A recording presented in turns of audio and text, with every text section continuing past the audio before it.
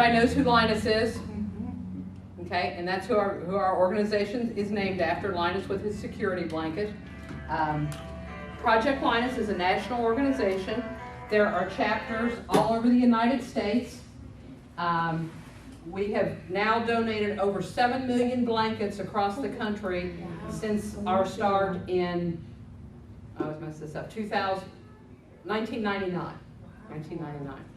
Our chapter was started in April of 2003, and we have donated over 35,000 blankets since we started.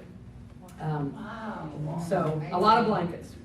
Our area covers eastern Tennessee, which is basically Knox County, all of the counties that touch Knox County, plus Cumberland County, Scott County, Campbell County, and as needed, some of the counties over kind of on the other side of Knoxville that don't touch Knox County, but then all the counties that touch Knox County, like Roane and Loudon and Morgan County and Anderson County and Campbell County and those kind of places. So about 95% of our blankets stay local, and about 5% are shipped to other places, and I'll talk about that in a few minutes. The ones that stay local, most of them are distributed through organizations, churches, homeless shelters, domestic violence shelters, community action, I always say that wrong, children's advocacy agencies, which are the groups that work with kids that have been abused. And it's a little bit of a unique concept to Tennessee, but if a child's been abused, they bring them to this center, and then they get all their services there instead of the child having to go to the police department, to the hospital for an exam, to a lawyer for counseling, all those kind of places. They have a warm and friendly, very child-friendly place. And at that place, there's also blankets so that they can select a blanket to take with them when they leave and to use while they're there if they want to.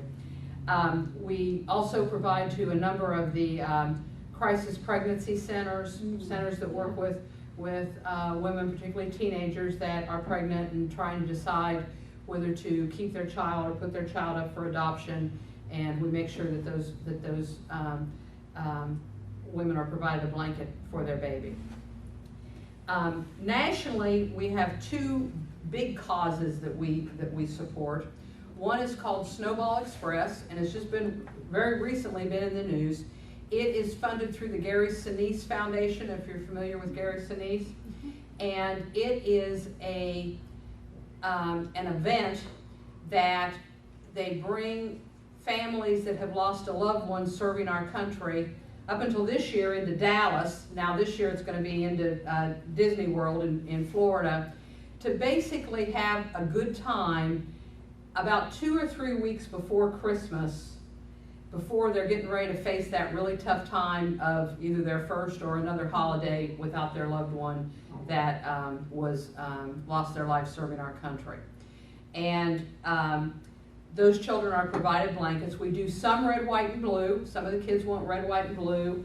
They love the camouflage blankets or the fleece that you see that's the Army emblems or the Marine emblems, Navy, those kind of things. And of course, if their loved one served in one of those branches, they want, the kids really like those blankets. But some of them also just want cartoon characters and blankets like that. And so all the chapters around the United States provide blankets, and they serve about 1,500 kids every year, so that those children each get a blanket when they come to that event. The other event that we supply to is called TAPS, Tragedy Assistance Program. And TAPS is, again, another nonprofit endorsed through the Department of Defense. And they hold, their big event is an event in Washington, D.C. over Memorial Day weekend, where they bring children in, a little bit older children, mostly 7, 8, and older, up to 17, 18 years old, again, that have lost a loved one serving our country, to help them understand about service to our country, see Washington, D.C., the monuments, understand the legacy of the military that served our country. The big thing about all, and again, those children also all offer blankets, red, white, and blue, as well as the character blankets in different, bright colors and those kind of things. And of course, one of the biggest things about both of those events is it gives those kids the opportunity to bond with each other and find out they're not alone, because in their community they might be the only child that's lost a loved one in their war, but when they see that there's other kids, they make lifelong friends, and both of those are really good events. And then the other thing that we do nationally is if there's a big disaster, be it like Hurricane Katrina, Hurricane Harvey recently, the local chapter will coordinate what they need for blankets through the different shelters that are being set up, that kind of thing. And then the chapters all around the United States ship in blankets for those kids to have blankets to use. And that also applies to some of the school shootings. We recently sent blankets up to Kentucky for the school shootings at Marshall County. And again, the local coordinator kind of puts that all together. I had the unfortunate responsibility of doing that quite a few years back now when we had the shootings at Campbell County High School. And it's just a great national group. I mean, I just said, this is what I need. And I mean, blankets just started pouring in. I mean, it was just I was truly blessed to have so many people be willing to support us. But like I said, about 95% of our blankets stay local. Here in Cumberland County, we provide blankets to the hospital that they give out through when babies are born, through the emergency room, are kind of the two big areas that they use for. And then we also provide blankets to the Avalon Center for the domestic abuse shelter that they have here in the area. So we serve those. And basically what you do is you make a blanket, okay? And I've got volunteers that make one blanket a year. I've got volunteers that make 100 blankets a year. And it just depends on how much time you have, what kind of blankets you make, for how long it might take for you to make it. And you take it to one of our drop-off spots, and they make sure we have people that go around and pick them up, and they make sure that the blankets get to us. We double check them, make sure that there's no loose threads, pins left in them, those kind of things. And then I sort them by size and by gender and that kind of thing, and then we deliver them to the agencies. Here in Cumberland County, your drop-off spot is the Yarn Patch out on Peavine. They collect the blankets there, and my mother lives in Fairfield Glade, and she picks them up, and when I see her, I get them, and we get them so that they are distributed. So, so you don't have any set size that you need? We need blankets of everything from a preemie blanket, which, oops, this, well, that's a little bit bigger than a preemie. This is a preemie. 18-inch by 18-inch, roughly. And this blanket is just simply serged, for those of you that have sergers. It's just a piece of fleece, and it's serged around the edge. And that works real good for preemies because it's not rough, it's soft, and they're tender skin. And I'll pass these around if you want to look at them, to more of a baby blanket. This one's a little bit of a rectangular kind of, and this is a tied one. And you'll notice each of these blankets has a label in it. And that's one of the things that we do once we get the blankets. Once we've checked them, we sew the label in so that we know that it's been quality checked, and then the person that gets it knows that it came through Project Linus. If you want, we also have cards that you can put on the blankets. And this card just has Project Linus of East Tennessee, the best kind of sleep is under a blanket, handmade with love. And then it said, made especially for you, and then whoever makes the blanket, you can put your first name on there. And then it's got our organization name and address for thank you notes to come through, and then we post the thank you notes in our newsletter and places like that. If you want to put a little handwritten note on the back of it, you can. We ask that you don't put your last name, You never know where these blankets are going, and in some cases, you know, they're going into homes where you might have people that are using drugs, and, you know, big brother or mom or somebody might see you as a giving person and take advantage of that. So again, we recommend that you not put your name on that. And this is an interesting one when it comes around for any of you that crochet. This is done, are you using rotary cutters? Yes. Okay, so you've got your rotary cutter. There's a special blade you buy for the rotary cutter. It's called a skip stitch blade. And you run that around the edge of the blanket, and it makes a hole in the blanket. Oh, that's cool. And then you can just crochet right into that hole. And you can get those at Joann's and Michael's, and you can find them online and places like that. That's cool. We've got a lot of people that knit and crochet blankets. Beautiful. That one's a bigger blanket, as you can see. We always need larger blankets. People tend to make the baby blankets and the toddler blankets. But we need blankets for older children and teenagers and that kind of thing. I tend to bring small ones just because they're easier to carry. But So you're looking for more like a single bed? Up to a single bed size, yeah. And this one's kind of an interesting one, and I thought, and again, it's a nice big one. This one, you'll notice when you look at it, just has 2 rows of stitching around it, because this fleece can get real stretchy on you and kind of stretch out of shape. And then they've just clipped it to make the fringe. Not tied it or anything else, just clipped into it so that they have made the fringe in there.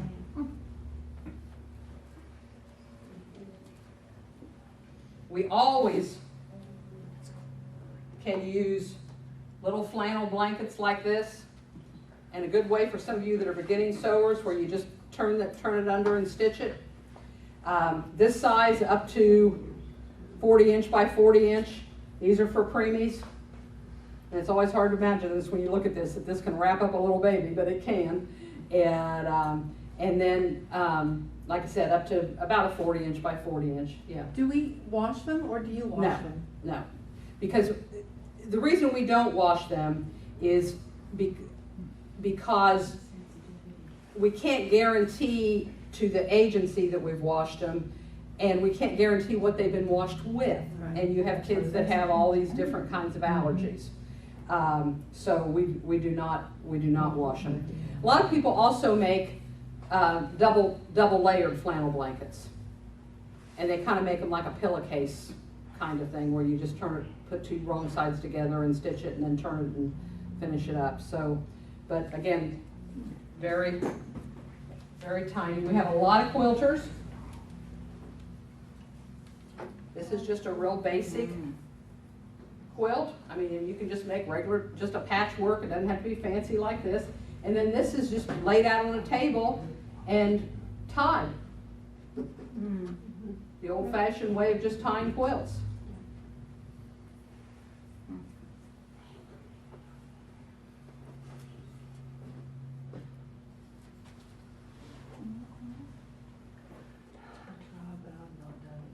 This is a pretty one, and this one's been stitched on the machine.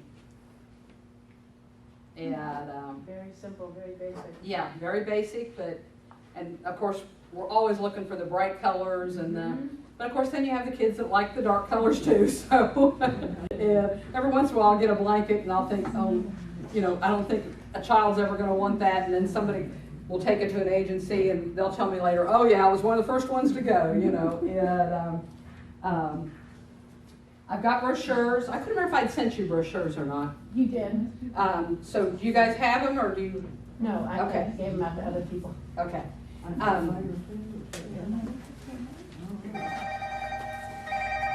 Suggested sizes for blankets, and again, these are just guidelines. There's no like, it's got to be a certain size kind of thing. They're just a rough idea of sizes for you. I forgot to show this one, it had fallen. Cute. And they've just bought the little pre-made things. and put on there Applique, yeah. and applique them on. Whoops, I got it sideways right now. And then this has that minky backing on it, which Lovely. feels wonderful. Yes. I hate to work with it, but It's called what? minky fabric. It's real soft, but it sheds when you're working with it till you get it, the edges finished on it. Makes a And, mess of your machine. yeah, and you get stuff in your machines but like I said, the suggested sizes are in there just to give you a guideline. I mean, it's nothing, you know. Does Morgan County have a drop-off? No, we do not have one in Morgan County. I heard you mention Loose Threads down in Harriman. Mhm. Loose Threads is a drop-off, which is real close to the interstate there. Yeah. If you're heading down towards Harriman, and then we've got a number of drop-offs in Knoxville, Oak Ridge. We've got a couple drop-offs, and if you go to our website, you can see we've got the drop-off list listed. We do a newsletter. If you're interested in the newsletter, if you'll just send me an email, my email address is on here, and say I'd like to get the newsletter, I'll add you to the list. And we do take special requests.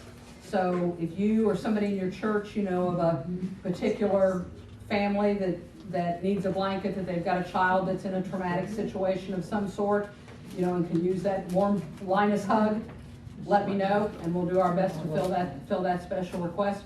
Normally on special requests, we can't deliver them, so if you ask us, you know, for something, I'm gonna look to you to help me deliver it, or give me some place to mail it to or something. So,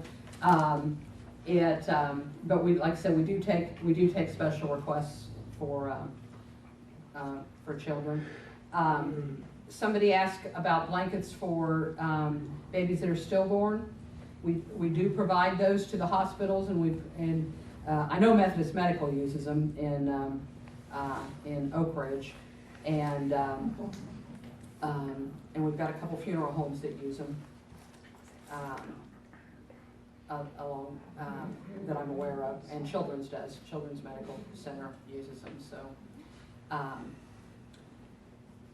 we do about 2,500 blankets a year, so it's a lot of blankets.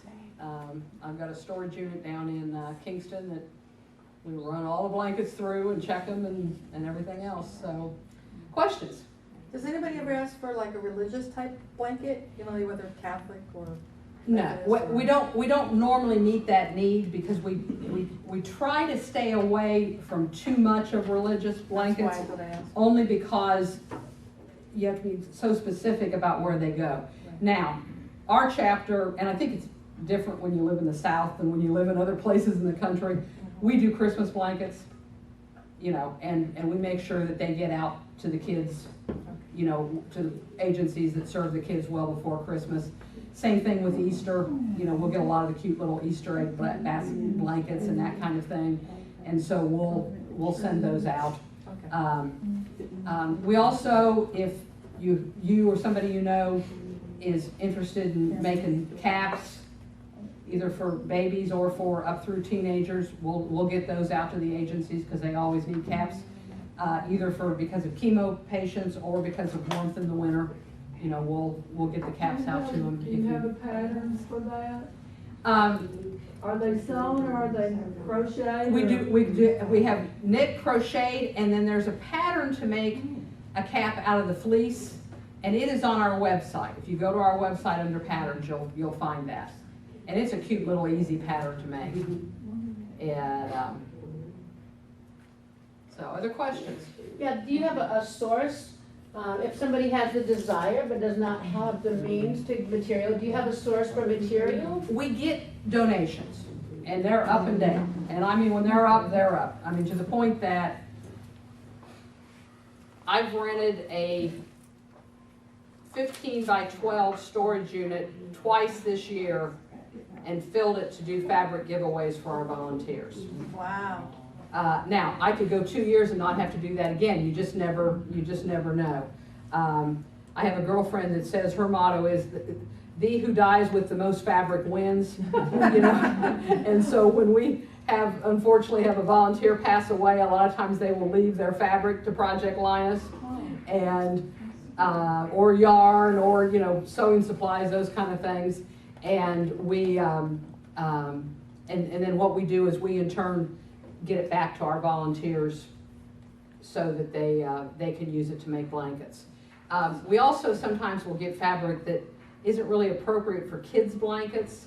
Like recently, in some of that fabric we got, we had a whole bunch of real heavy double knit, and I mean like 1960s and 70s kind of double knit, which is not really, it's really bad if it would catch on fire because it melts. And but there's a group in Roane County that makes blankets for the homeless, and they go down and give them out in the homeless shelters, and they just layer fabric together to get warmth, to keep them warm if they're laying on the ground. And so if I get, I've got a number of kind of agencies I know that if I get fabric I know we can't use, we get it out to those kind of places also. And we get a lot of yarn, and again, it goes up and down as to what we get, but we always advertise. We've got a Facebook account you can like, we do a newsletter, and then we also have an email list you can join, and whenever I'm gonna do any of those, I advertise those on those places. And normally, not always, but normally when we do it, it's in Roane County, but it's literally a quarter of a mile off the interstate. Because I've got a number of volunteers from up this way that come down when we do the fabric giveaways, and it's right there at Lawnville, and there's a storage unit there that I rent to hold those in, and we do them right there. And so it's real easy to get there and get your fabric and get out of there, and without having to drive too far away. Sometimes we'll do them in Knoxville, but normally we do them right there in off Lawnville. That seems to be a good central location for doing them. Fabric for preemies, you mentioned, and I don't know if everybody was here when you did, but when you do the preemie blankets and some of the other blankets, you mentioned that you like them single layer. Yeah, we don't have a whole lot of use for double fleece blankets, the heavy fleece. Now, flannel double blankets are fine because flannel's thin and you can easily do that. But what the hospitals tell us is the double layer fleece is too heavy for a lot of the hospitals. For the kids get too hot underneath it, and so they like the single layer ones better. If we do get double layered ones in, normally we send them out through Mission of Hope, and so that they go up into Appalachia.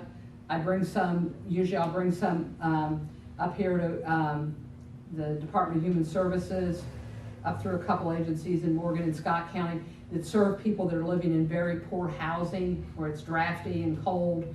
So because they need the warmth, the double layered warmth, and so we take those blankets that route if we get them, but we just don't have as much need for the double layer, and they cost twice as much, and fleece is expensive to buy, so we encourage the single layer. Do you all work with House of Hope? No, and the reason we don't is because they work, and I can't remember now who it is, but they work with, I think it's 2 different churches that make blankets for them. Because I contact them about once every 3 years just to make sure they don't need blankets, and they're well covered with blankets. So they're I'm not quite sure who's making them, and it's been probably a couple years since I contacted them, but that's the only reason we don't, or we would be.